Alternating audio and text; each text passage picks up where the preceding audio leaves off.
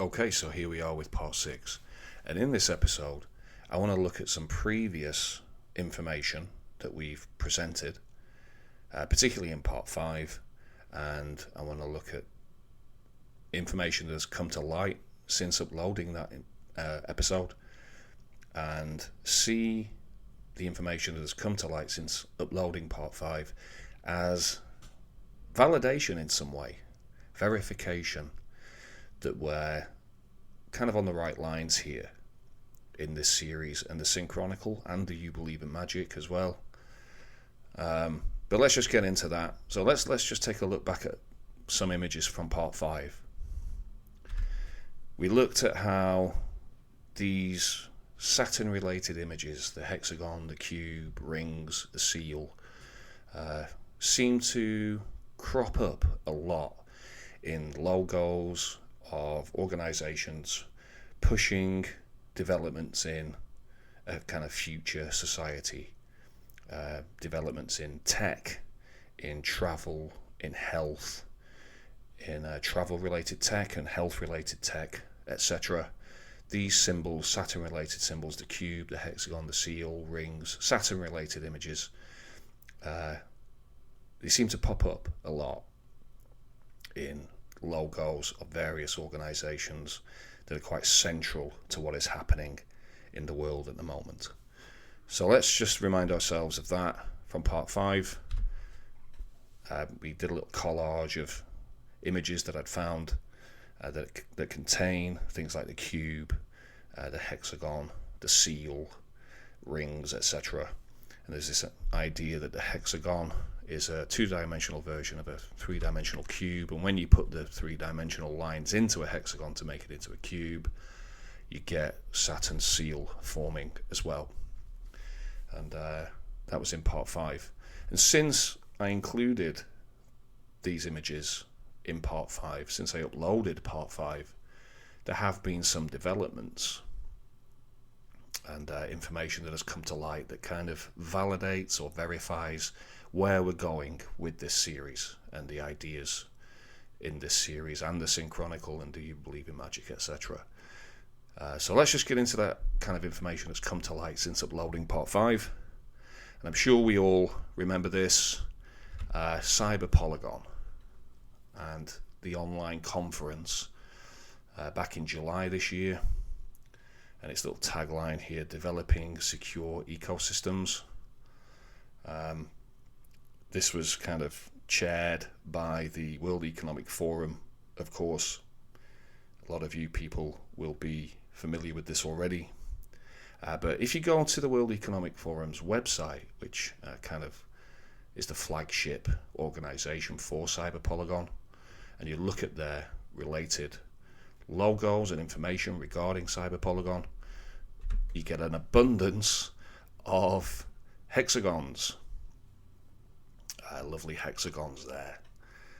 I'm sure it's all just a big coincidence. But this is the World Economic Forum's kind of logo for Cyber Polygon here. This little squiggly thing here. We'll be getting into that. But let's just have a little look at some more images from the website, the World Economic Forum website regarding Cyber Polygon. We see here that it was an online conference and leading global experts discussed the key roles of digitalization and share best practices for secure ecosystem development. You can see the lovely hexagonal kind of structures there. And there was technical training involved where teams practiced repelling a targeted supply chain attack on a corporate ecosystem, again with its hexagonal imagery.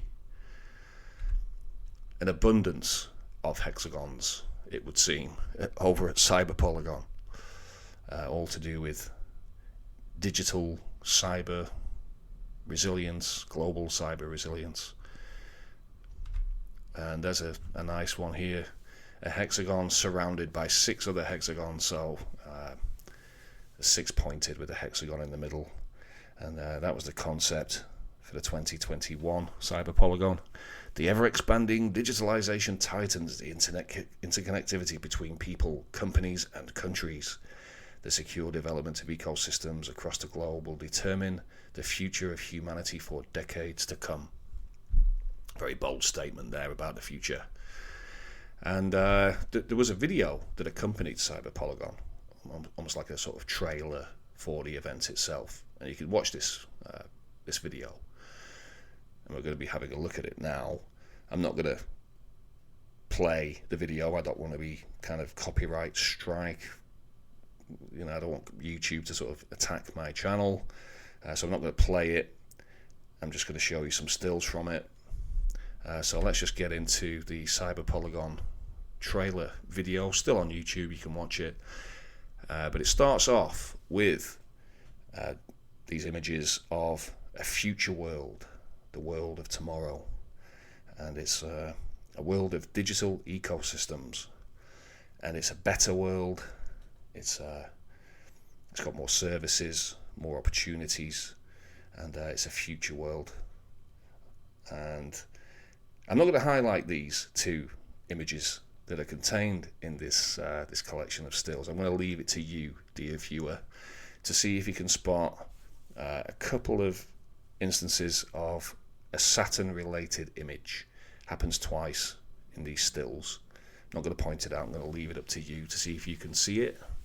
And then if you can see it, leave a comment in the comment section pointing it out and what that Saturn-related image is.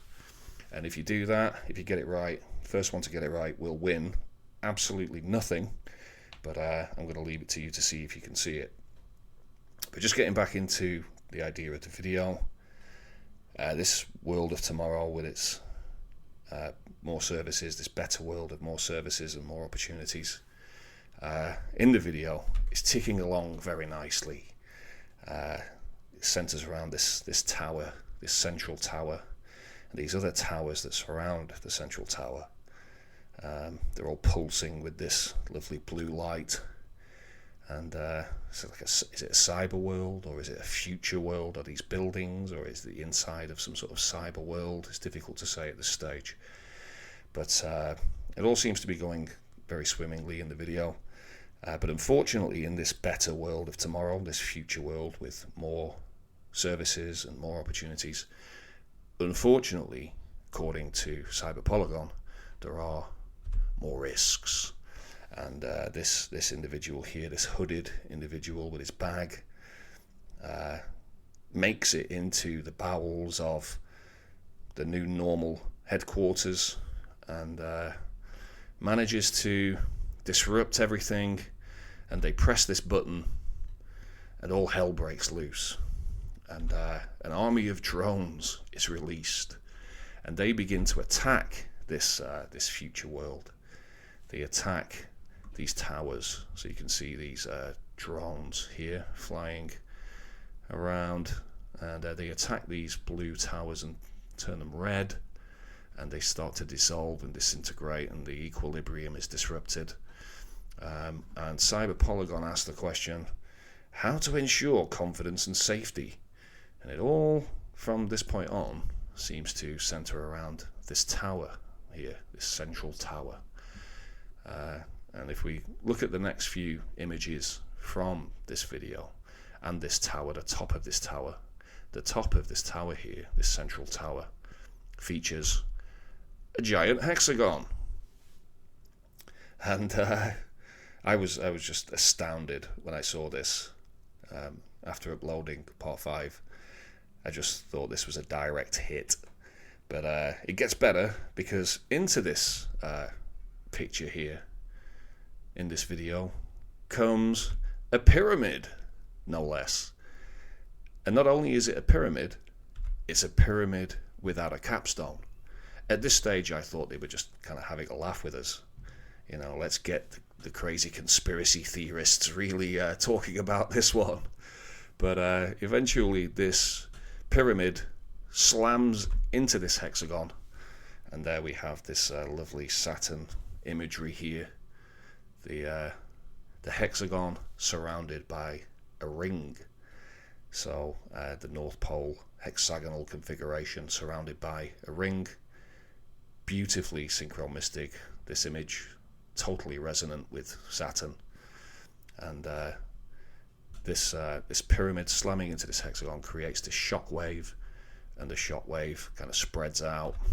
You can see it here in the corner of this still, and then it cuts to another shot, so we can still see the pyramid here in this hexagon on top of this tower, and this shock wave here kind of gets bigger and bigger. And again, we have a ring around a hexagon, another hugely resonant Saturn image. But this shockwave turns all these towers that have been attacked by the drones, that have been turned red, it turns them back to blue, and equilibrium is restored. And then it kind of shows us a bit more of this world, this future world, and then we see the top of the tower again, and this time the pyramid has kind of merged with the hexagon, and now it's just a sort of a hexagon, a cube within a cube perhaps, and we see this hexagon around it with these beams of light, these beams of energy sort of projecting out of the hexagon, and they link up with an outer hexagon, and I was just sort of bowled over by this, and they link up with these I don't know, are the energy ports or something, energy centers, but we see that the beams of light connect with the top of this tower, and we see that it's looking more like an actual world now rather than just a cyber space. You can see these look like tower blocks perhaps. Is this the micromanaged mega city of the future that they're trying to point towards here? But then we see that it's more like a real place with cars and people, children walking along in it, and it heads back towards this tower, and there we see again this central tower with the lovely seal of Saturn there. Perfect, absolutely perfect. And obviously the seal is the double X, so it's numerically 20. So we get this idea of one seal being 20 and the other seal being 20. So 2020. And there's some nice imagery there. And it cuts to the top of this tower again, and this time it's all blue. There are 12 segments around here now, if you count these as segments. 12 segments. 1, 2, 3, 4, 5, 6, 7, 8, 9, 10, 11, 12. We've got nice astrological symmetry there, and then it cuts to the end of the video when the Cyber Polygon logo is forming. Sort of the end images there, and we see the new dawn, a new dawn rising, a new world, a new era rising, and that was the Cyber Polygon trailer. You can still watch this on YouTube. Absolutely amazing synchro mysticism, synchronicity, all the Saturn imagery that I pointed out in part 5, just all in abundance in this video. And also is in abundance on the website, advertising, Cyber Polygon.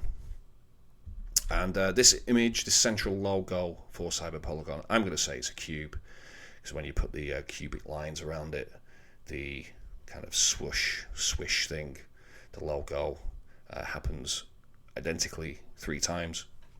So I'm going to say this is a cube. And we get confirmation of that in the video, because it cuts to the top of this tower, and the logo is in the middle of this hexagon. Obviously, hexagon can be a 3-dimensional cube, and again we see the sort of the swish of the logo being repeated 3 times. So I thought this was another direct hit that the Cyber Polygon logo is also a cube.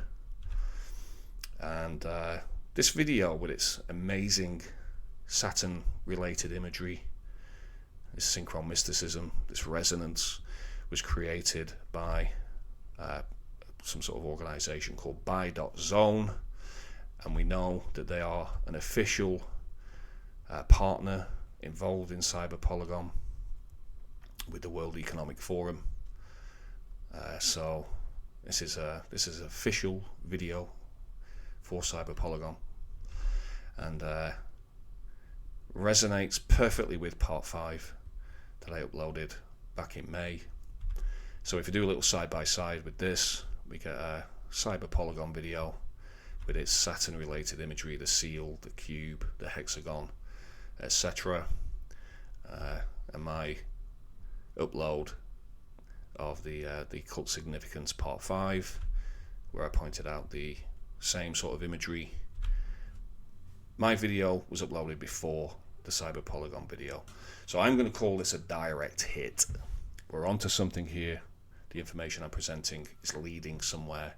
There's some kind of verification to the information I'm presenting.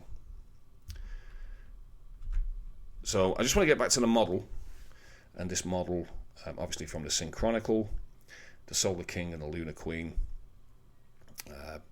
with Baphomet in the middle there. Watch the previous episodes if you don't understand what this is. There was some verification for this model as well in the kind of days and weeks after I uploaded part 5. Does anyone remember seeing this?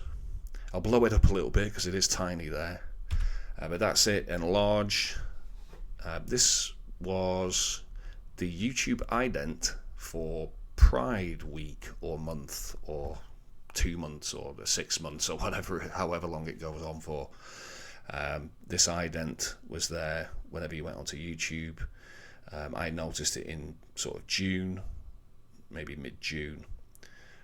Can't remember exactly when, but when I saw this, I just thought, wow, this is another bit of synchro mysticism here. I'll just kind of darken it a bit so we can have a better look at it. But we get the sun imagery here, and then the moon imagery here with the stars. With this, obviously this is the LGBTQ, etc. Logo, the rainbow, sort of the familiar symbol for that. But when I was looking at this, I thought, okay, I get the rainbow, it's pride. I understand that, you know, the sun and rain can create a rainbow. But I don't know about you, I've never seen a rainbow at night, so I didn't understand why the moon was in this logo. Maybe I'm not looking in the right place, but I've never seen a rainbow at night, so I didn't understand why the moon was there. But for me, it was perfectly synchro-mystic. That's how it looked on YouTube. I got this kind of screenshot here, but it's perfectly synchro-mystic with the model. We can put the Solar King and the Lunar Queen right there, and this again relates to previous episodes where I talked about how during 2020 there was this gender reassignment surgery boom that was reported last year, just when the Baphomet is sort of designated as being in the middle of the model in the Synchronicle in this series, where the great mutation happens on that 0 degree line. Look at the previous episodes to understand that. But I just thought it was great that the sort of the divine androgyne there resonating with this figure here, male and female, that I touched upon in the previous episode. That resonates with the divine androgyne, and then of course the Baphomet.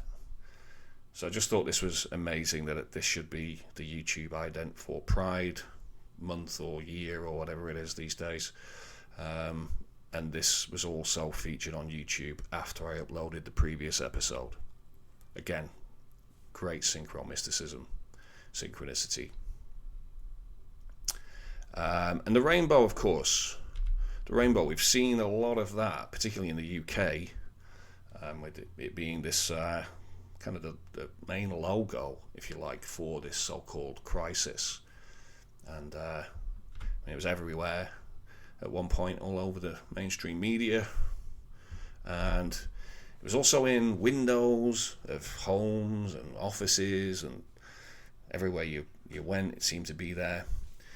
And during that kind of first phase of this so-called crisis, whenever I saw this, I thought, I've seen this somewhere before. This idea of the rainbow and these clouds. Where have I seen this before? And couldn't quite recall where I'd seen it. It seemed like I'd come across it somewhere else. And then I sort of remembered. I remembered where I'd seen it, and it's in the Synchronicle. I used this image here in the Synchronicle, which I uploaded in 2017. And when I remembered, I went back to the Synchronicle and I found it in the video. And I went, yes, this is where I've seen it before. And this was the only image of this that I had. Obviously, it's the Freemasonic pillars. It's a Freemasonic tracing board. You can see the checkerboard and the compass and square, etc. I put this line in here to emphasize the six-pointed nature of that. But I thought, I've got to find a colorized version of this. Can I find a colorized version of this? Does one exist? And I did find one. Found one, and I was just blown away by how this further validated the model, the Synchronicle model that I'm using in this series. So if we just do a little side by side with that, there we have the similar, well, the exact same motif in the model as we do in the tracing board. We get a sun and moon there for the pillars. We have the eye. Put the eye on Saturn. Watch the Synchronicle to understand why the eye is there. And we get this red and blue motif repeating for the six-pointed there. Now, I didn't realize that this colorized version of the tracing board had this colorization in it. There we see the sort of the blue compass, and blue compass and the red triangle mirroring almost perfectly the Synchronicle six-pointed, the red and blue six-pointed model in figure in the model. But this time it's inverted. It's inverted here.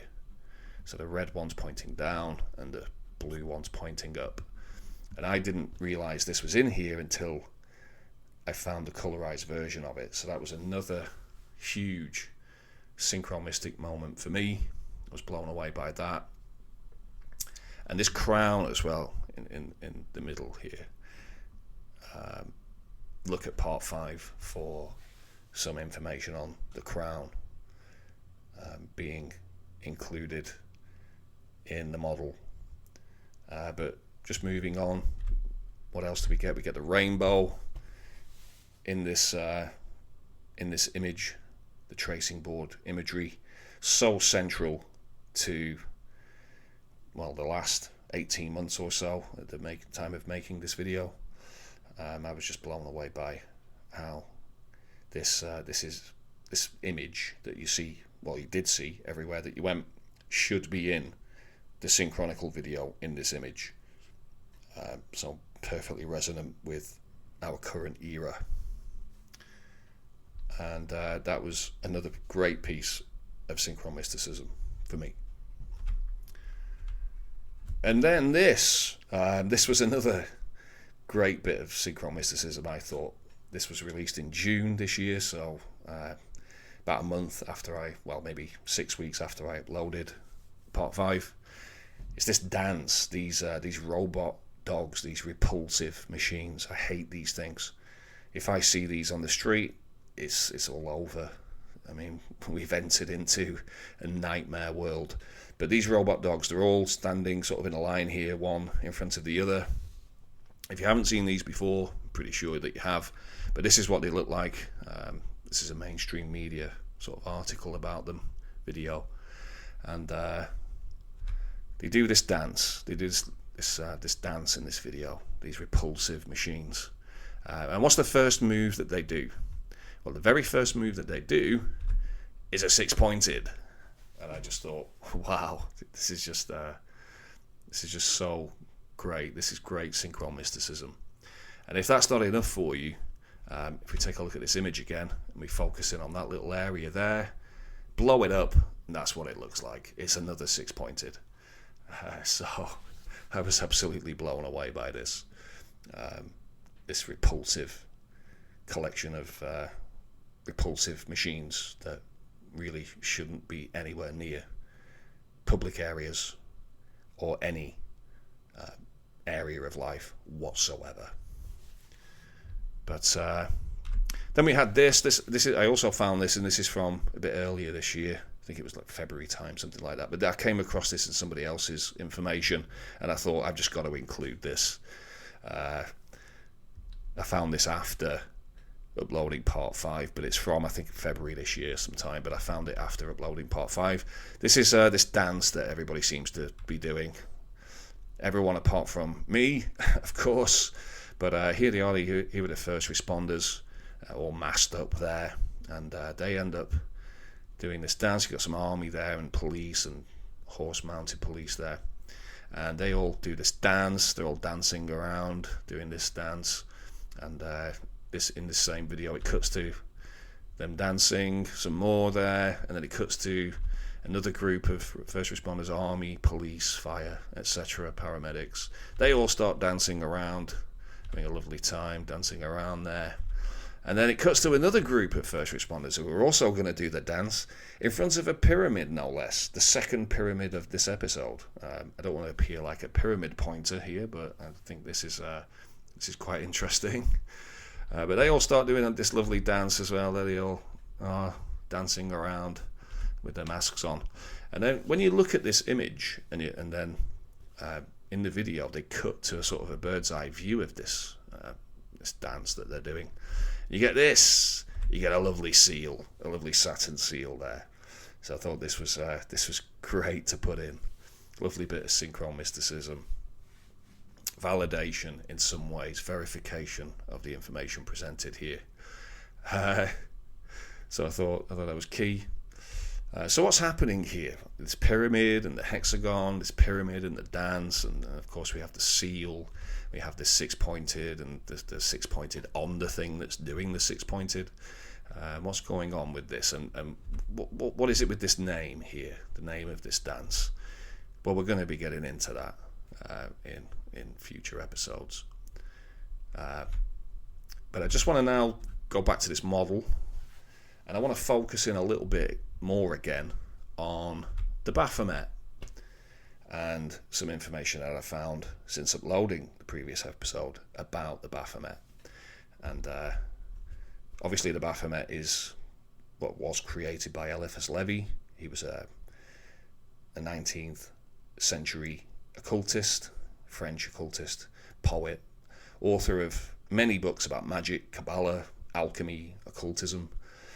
He's considered the most influential occultist of the 19th century.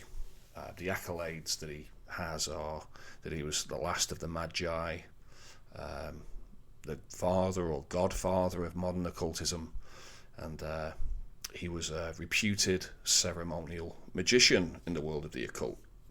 And it was this guy that created this version of the Baphomet. You can even see that he signed it there at the bottom.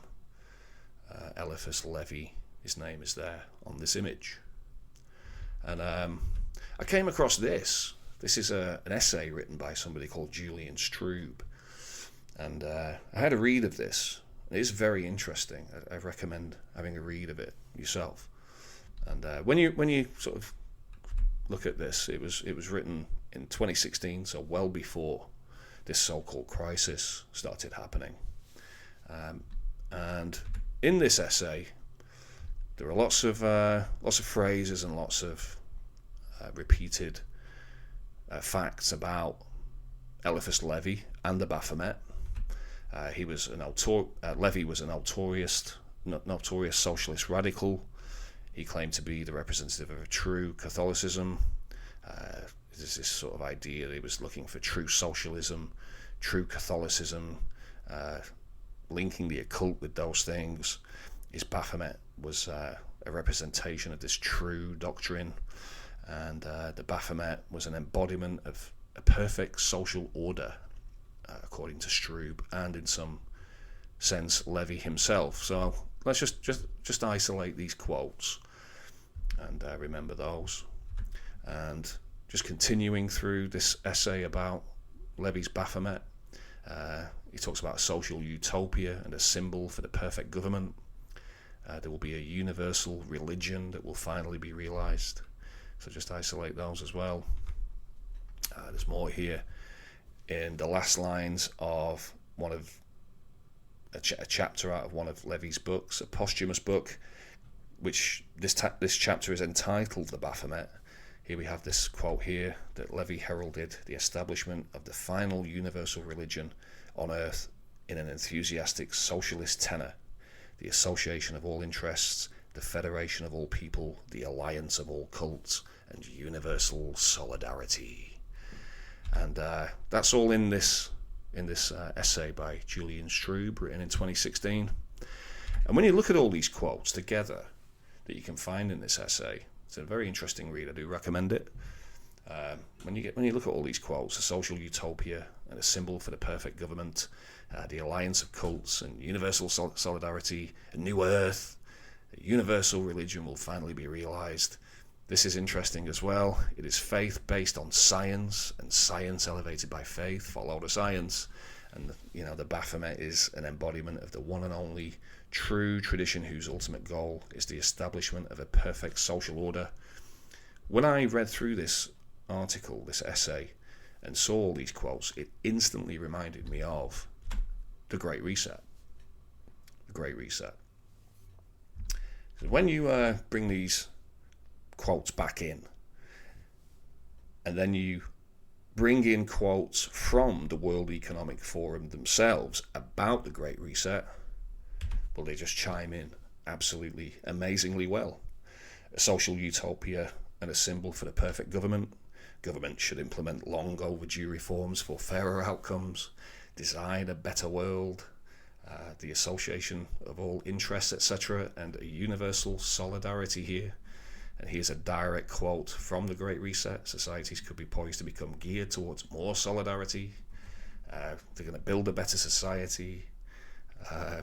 The Baphomet is an embodiment of the one and only true tradition whose ultimate goal is the establishment of a perfect social order. And here's another direct quote from the World Economic Forum, a new social contract that honours the dignity of every human being.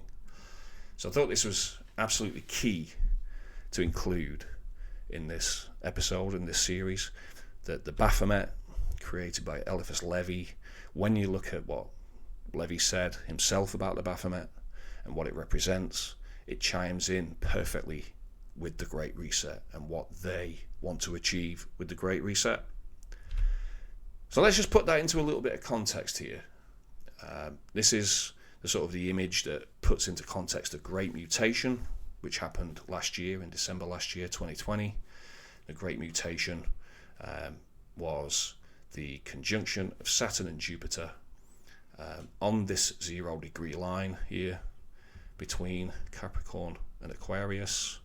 Happened on exactly that line, both planets being at 0 degrees on the winter solstice of 2020. And what was the Great Mutation? Well, it was an Earth sign to air sign reset, where the Saturn-Jupiter conjunction that was happening in Earth signs changed to begin to happen in air signs. And what did we have below this above configuration? Well, of course, we had the Great Reset below. So above was the Great Mutation, below was the Great Reset. I mean, on its own, this is a staggering as above, so below correlation. And the Baphomet sits so beautifully well there on that 0 degree line, because it is half Capricorn goat and half Aquarius human. And that line between them is where the Great Mutation happened. And we've seen that the Baphomet, according to Levi and according to Strube, who has studied Levi, looked at his background, etc., says that the Baphomet is the embodiment of a perfect social order, chiming in perfectly with the Great Reset, a new social contract for every human being wanting to design a better world. And the creator of the Baphomet, Eliphas Levi, has been called the godfather of modern occultism. He created this Baphomet sometime before 1854, during the first phase of the last Great Mutation. So between 1842, when the last great mutation happened from fire signs to earth signs, Levy created the Baphomet sometime between 1842 and 1854, and the Baphomet represents a perfect social order, chiming in perfectly with the Great Reset and their new social contract for every human being, which happened in 2020 when the next great mutation happened on the 0 degree line of Aquarius, Capricorn Goat, Aquarius Human, the Baphomet. Absolutely staggering sort of circular links there. The links between not only the Great Mutation and the Reset, but also the Baphomet and the Reset, and the fact that Levy created this Baphomet during the last Great Mutation, and that the Baphomet so completely embodies the more recent Great Mutation from 2020. I found this absolutely staggering. So let's just put that on the model. Not only does the Baphomet resonate with the divine androgyne, and we've seen how during the Great Mutation, when Saturn and Jupiter are on this 0 degree line in 2020, we see that gender reassignment surgery was booming in that year. And in the essay from Julian Strube about the Baphomet, we see this quote: "The Baphomet, who Levy referred to as the Great Androgyne, represents a fusion of the sexes. It has to be seen as a symbol of the realization of the final universal synthesis, which had been Levy's ultimate goal. The Baphomet sits perfectly there as a representation of the divine androgyne." Sitting on that little cube, which resonates with this idea of the hexagon on the North Pole of Saturn, Baphomet sits amazingly well synchromistically on Saturn, which was at this 0 degree line in 2020. He's half Capricorn Goat, he's half Aquarius Human, sits amazingly well there. And it was created by Eliphas Levi sometime before 1854, so during the first phase of the last Great Mutation between 1842 and 1861, published in 1854. And it's the embodiment of a perfect social order, which is exactly what the Great Reset is trying to achieve. And the Great Reset happened during the month of the year of the Great Mutation. The 21st of December 2020 is when the Great Mutation happened. The Great Mutation is the Great Reset. So beautiful synchron mysticism, resonance, as above, so below imagery here, kind of almost perfectly describing our current events, if not perfectly describing them. Are we seeing, is this evidence that the people behind the Great Reset and this current predicament that we are in are occultists? Are they following the ideas of Eliphas Levi, creator of the Baphomet? I think there's a lot of evidence to suggest that. When we compare the quotes from not only Levi, but people that write about Levi, and the Great Reset quotes themselves. If nothing else, it's hugely synchromistic, hugely resonant. And it's not just the Great Reset and the World Economic Forum that are talking about the Great Mutation, or at least resonating with the Great Mutation and talking about socialism and a new era in governments and society, a new social order. People involved in the occult themselves are talking about the same thing, or at least were talking about the same thing before the Great Mutation occurred. So there's this article from December the 29th of December 2019, so way before this so-called crisis began to take shape. And in this article, the first kind of couple of paragraphs compare capitalism and socialism. And this is from the International Society for Astrological Research. So this is an international society based on astrological research. And in their first couple of paragraphs, they talk about the difference between capitalism and socialism. And you have a read of that. And there's this quote here that this astrologer, I think he's the head of the International Society for Astrological Research, talks about capitalism being broken. And this is a quote from the mainstream media, no less. And it's an interesting article. I mean, it's, written before the Great Mutation, so it predicts this future world beyond the Great Mutation. And this is the interesting bit. This is the interesting bit for me, this synopsis, this idea of what will happen from December 2020 onwards, obviously last year. And this is the interesting bit here, the rise of socialism, or a hybrid of socialism over capitalism as a base of economic and governmental structures. So not only does the Great Mutation so beautifully resonate with the Great Reset, people that are actually involved in the occult are talking about the exact same thing that the World Economic Forum and the Great Reset are talking about, this rise of socialism, the end of capitalism, resetting capitalism. People within the occult expect that the Great Mutation signifies that, as well as the World Economic Forum saying it is time for that to happen in the year of the Great Mutation. Again, amazing synchron mysticism here. Can events of a celestial nature really so closely mirror those on the ground below? I'm not so sure they can. Does this kind of link perhaps some prominent members of the occult with prominent members of the Great Reset? We'll have to take a look at that. And again, there was another article from somebody talking about the Great Mutation.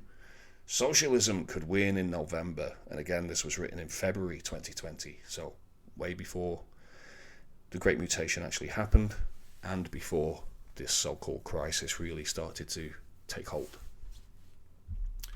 So let's just go back to the model. I'm going to update the model now with the validated information that we've seen in this episode. First of all, the divine androgyne and the ident that was used for Pride Month with the sun and moon.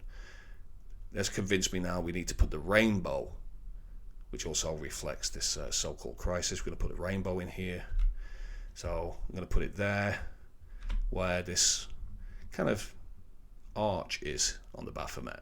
If you're watching on a small device, you might want to get a bigger device because you might not see this, but I'm going to put the rainbow there. I think that works really well. I'm also going to put the garter in here from episode 4. Watch episode 4 to understand why I'm going to put this order of the garter here. That's in the background. And I'm going to put the Great Reset on the Baphomet as well. I think that is a good update for this model, given the information we've seen in this series.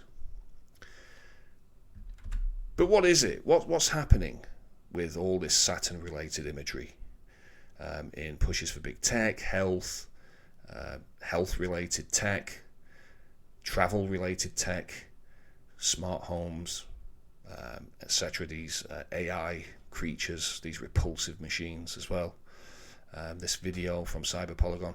What's it all getting at? Why do we see this imagery being repeated so often? Well, we're going to be getting into that in part 7.